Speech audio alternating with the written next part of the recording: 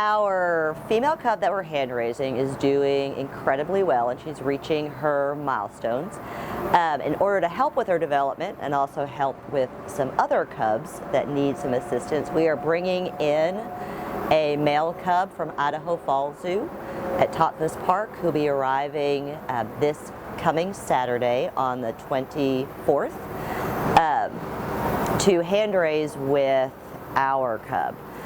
It's something that we call peer rearing, basically raising them together so they can learn together and learn appropriate behaviors. We just got a call this morning that there's another zoo that actually is in need of placing some cubs. Unfortunately, the mother passed away quite suddenly, and they have 2 8-week-old cubs that need to join our cub families. Because pandas normally have 2, they would have a twin to grow up with. So if we can provide that twin, that would mimic what they are used to having if they were either in nature or here with their mother in the zoo. So it's a way to provide as much as we possibly can towards a natural raising experience. So when you put them with another panda, a conspecific, basically an animal of the same age, they can learn together. There's very set behaviors that they develop at certain windows of time in their development, and having them together so they can express those behaviors like play and wrestling, exploring, learning how to locomote.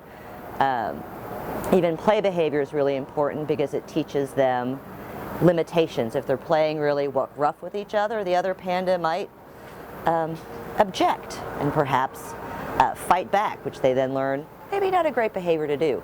So it's a way for them to learn those social cues and those social behaviors, so when they go out to other zoos and meet potential mates, they recognize that animal as a panda, because without that recognition, we're not going to have any more pandas.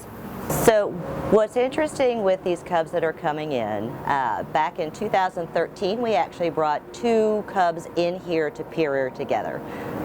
We brought in a female named Delilah and a female named Julie, and actually another male named Lincoln, who we still have here.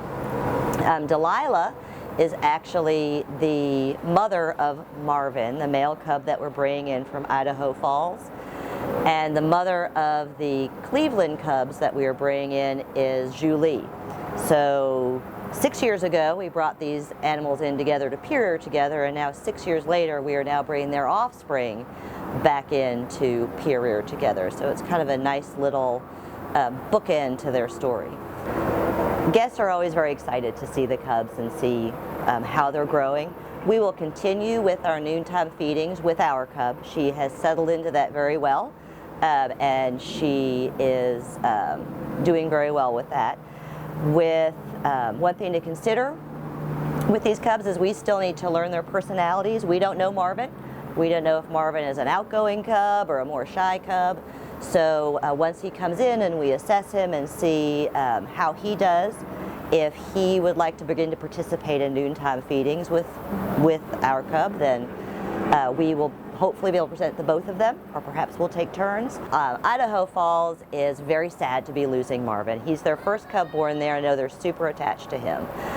But again, you know, in zoos we have to look beyond our personal wishes and wants and how much we love or care for this animal, and really do what's best for the animal. So Marvin coming here will be the best thing for his development, and then he'll be able to go back to Idaho Falls at some point once he's weaned. So we will do our very best to take care of him as well as they've been doing, and hopefully have a fabulous, successful group of little panda kindergarten going here in the next couple of weeks.